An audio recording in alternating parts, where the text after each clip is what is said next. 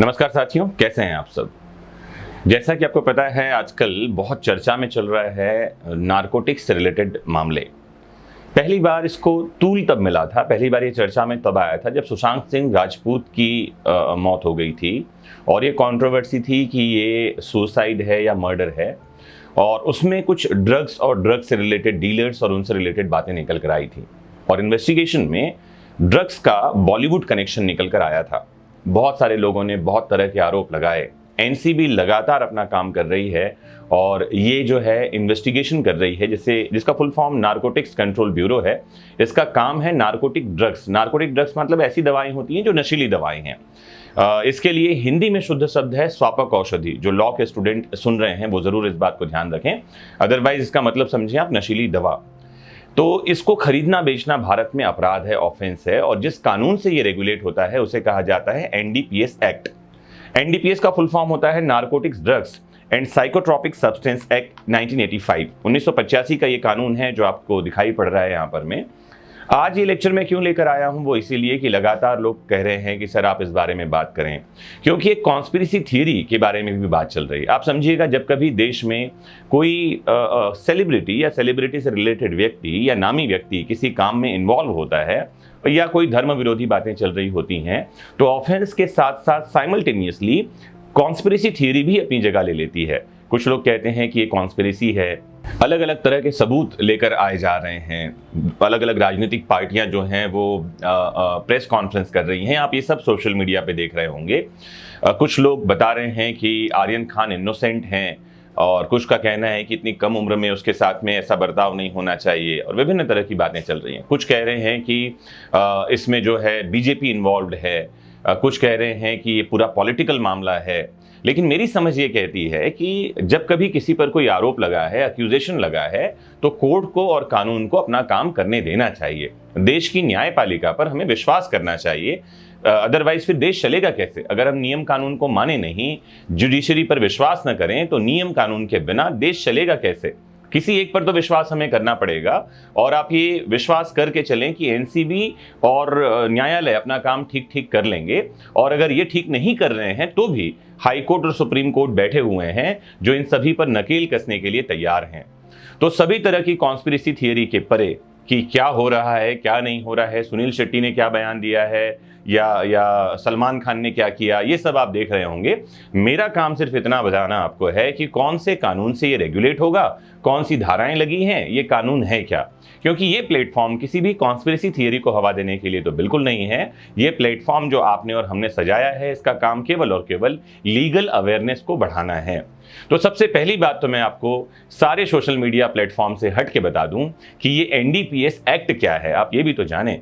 तो 1985 में ये जो कानून आया है, इसका इंग्लिश में नाम है narcotic drugs and psychotropic substances act 1985। Hindi में इसे कहते हैं स्वापक औषधि और मन प्रभावी पदार्थ अधिनियम 1985। तो मन को प्रभावित करने वाले कुछ जो है दवाएं हैं, उनके बारे में ये कानून बात करता है। ये जो कानून हमारा है, आपको बताऊं, इसमें कुल मिलाकर 6 अध्याय हैं, और कुछ जो अध्याय हैं वो भी कुछ भागों में बटे हुए हैं। मैं बताऊं आपको, जो सबसे पहला अध्याय है वो है प्रिलिमिनरी यानी कि प्रारंभिक, जिसमें कुछ शब्दों को डिफाइन किया गया है और साथ ही ये कहां कहां लागू होगा, कब लागू होगा, इसके बारे में बताया गया है। चैप्टर 2 में अथॉरिटीज एंड ऑफिसर्स के बारे में बात है। चैप्टर 2A जो है वो national fund for control of drug abuse, जो नशीली दवाएं हैं उसके नियंत्रण के लिए एक राष्ट्रीय निधि यानी फंड के बारे में बात करता है। चैप्टर 3 में आप जाएंगे तो प्रोहिबिशन, कंट्रोल एंड रेगुलेशन यानी प्रतिषेध, नियंत्रण और विनियमन के बारे में प्रावधान है। चैप्टर 4 में आप जाएंगे तो ऑफेंसेज एंड पेनल्टीज, क्या अपराध हैं और उसके लिए क्या सजा हो सकती है, इसके बारे में प्रावधान है। चैप्टर 5 में आप जाएंगे तो प्रोसीजर यानी कौन सी प्रक्रिया कैसे अपनाई जाएगी, इसके बारे में प्रोविजन है। और चैप्टर 5A ये बात करता है अवैध रूप से अर्जित संपत्ति का समापहरण। जो भी कोई व्यक्ति ऐसी कोई प्रॉपर्टी एक्वायर करता है जो कि ड्रग बेचकर, खरीद कर या उसके किसी तरीके से किया गया है, तो वो प्रॉपर्टी सीज कर ली जाती है, उसके बारे में प्रोविजन है। और चैप्टर 6 मिसलेनियस प्रोविजन यानी प्रकीर्ण प्रावधानों के बारे में बात करता है। तो ये नार्कोटिक ड्रग्स होते क्या हैं, तो इसमें कई तरह के शब्दों के बारे में बताया गया है।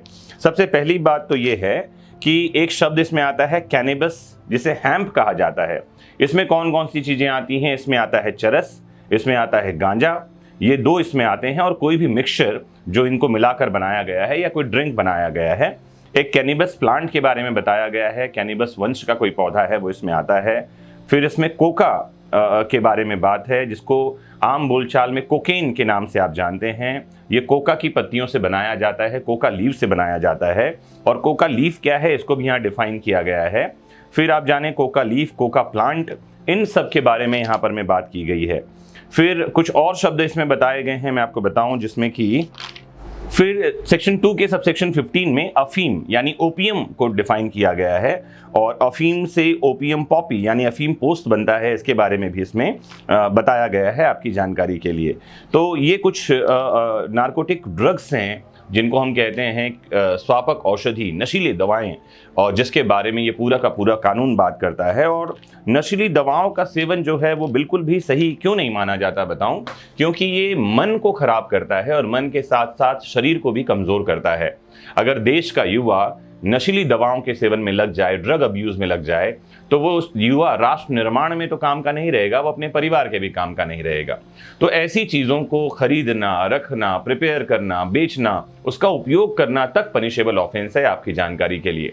तो एनसीबी जो है, मैंने बताया कि जब बॉलीवुड कनेक्शन मिला सुशांत सिंह राजपूत के जो केस था, जिसको सुसाइड बाद में बताया गया, उस केस के बाद जिसे लोग मर्डर कर रहे थे, बहुत सारी कॉन्स्पिरेसी थियरी निकल कर आ रही थी, तो उस केस के बाद जो लिंक है बॉलीवुड का ड्रग अब्यूज से, उसको लेकर एनसीबी लगातार छापेमारी कर रही थी। और आपको पता होगा कि अभी हाल ही में, जैसा मैंने बताया, शाहरुख खान के बेटे आर्यन को और उसके साथ ही 7 और लोगों को गिरफ्तार किया है एनसीबी ने। तो ये जो धाराएं लगाई गई हैं एनसीबी एक्ट में, आपको जानकारी दे दूं, एक जो धारा सबसे इंपॉर्टेंट है वो है 8C, जो आर्यन खान पर लगाई गई है।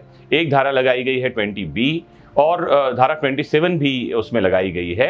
और सेक्शन 35 जो कि प्रिजम्पशन है मेंटल स्टेटस के बारे में, वो भी इसमें इन्वॉल्व हो रहा है। तो ये धाराएं क्या कहती हैं और इन धाराओं में क्या सज़ा मिल सकती है, ये भी मैं आपको बताने जा रहा हूँ। तो सबसे पहली धारा जो लगाई गई है, मैंने बताया सेक्शन 8C, धारा 8G जो है वो लगाई गई है। और ये सेक्शन 8C क्या कहता है समझें, ये लिखता है produce, manufacture, possess, sell, purchase, transport, warehouse, use, consume, import, export from India or transship in any narcotic drug or psychotropic substance। तो ये धारा बात करती है कि अगर किसी ऐसी नशीली दवा का उत्पादन कोई कर रहा हो तो भी, निर्माण करता हो तो भी, उसका कब्जा रखता हो तो भी, बेचता हो, खरीदता हो, इंपोर्ट एक्सपोर्ट में लगता हो, या उसको कंज्यूम करता हो, उपयोग करता हो, तो वो भी क्या माना जाएगा, वो प्रतिषेध कार्य है, और इस कार्य के लिए सज़ा दी जा सकेगी आपकी जानकारी के लिए। तो एक धारा मैंने बताई 8C जो इन सब चीज़ों को प्रोहिबिट करता है। एक धारा आप देखें 20B, और यही वो बड़ी धारा है जहाँ पर में आर्यन खान को सज़ा हो सकती है। और 80B में बात है punishment for contravention in relation to cannabis plant and कैनिबस।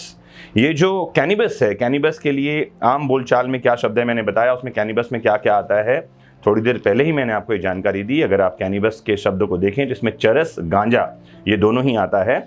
अगर इसका उपयोग कोई कर रहा है या उसका भंडारण कर रहा है, निर्माण कर रहा है, बेच रहा है, खरीद रहा है, तो ये पनिशेबल है। और यहाँ सज़ा जो है इस सेक्शन में आप देखें 2 लाख रुपए तक का जुर्माना हो सकता है आपकी जानकारी के लिए, और कठोर कारावास हो सकता है। ये डिपेंड करता है कि कितनी मात्रा में ये कैनिबस प्लांट या उसका कोई एब्स्ट्रैक्ट मिला है।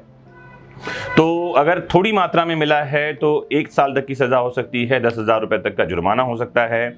अगर ये ज़्यादा मात्रा में मिला है तो 20 साल तक का, कम से कम 10 साल, अधिकतम 20 साल, मतलब 20 ईयर्स का पनिशमेंट हो सकता है, और जुर्माना हो सकता है 2 लाख रुपए का।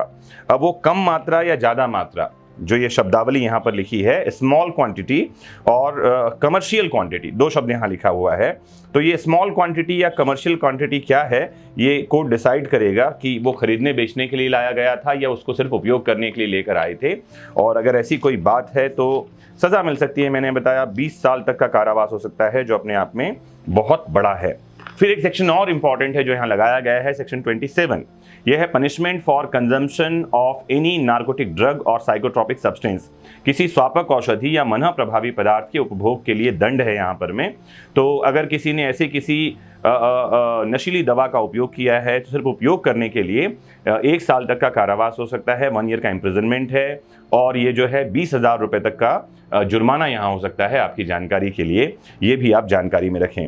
तो सेक्शन 27 जो है ये भी लगाई गई है, तो ये भी आपको जानना चाहिए सेक्शन 20B के साथ में।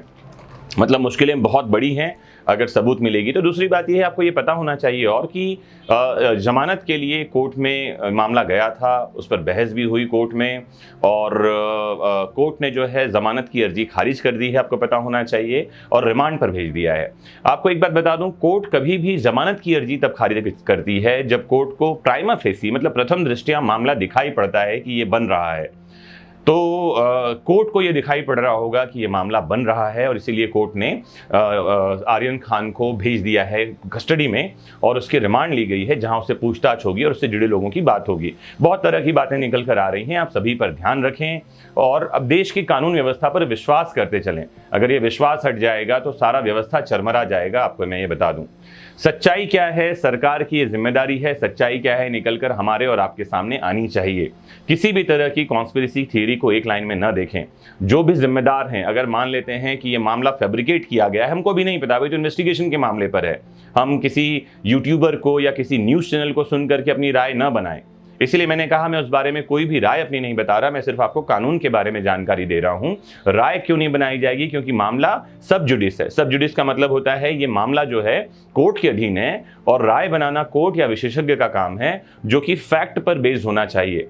तो आप समझें इस मामले के बारे में, अपनी जानकारी लेते रहें, जानकारी बढ़ाते रहें। मोस्ट इंपॉर्टेंटली कानून को जानें, देश का कानून क्या कहता है, और फिर उसके बाद तो आपको बता ही रखा है मैंने, नॉलेज इज पावर। तो आज हम यहीं रुकते हैं। आपको पता चल गया होगा कि ये एक्ट क्या है जिसमें आर्यन खान अरेस्ट हुए हैं, और आपको ये भी पता चल गया होगा कि कौन कौन सी धाराओं में क्या सजा हो सकती है। अगर आप कुछ और भी जानना सुनना चाहते हैं तो ज़रूर बताइए। अगर कोई नए फैक्ट निकल कर आते हैं तो मैं ज़रूर आपको उससे इंट्रोड्यूस करवाऊंगा, लेकिन हाँ, राय हम बनाएंगे फैक्ट के बेसिस पे, और हम इंतजार करेंगे कि क्या इन्वेस्टिगेशन में चीज़ें और निकल कर आ रही हैं। तो जुड़े रहिए आपके अपने फेवरेट प्लेटफॉर्म विधिक शिक्षा से, जानते समझते रहिए देश दुनिया के कानून को। नमस्कार।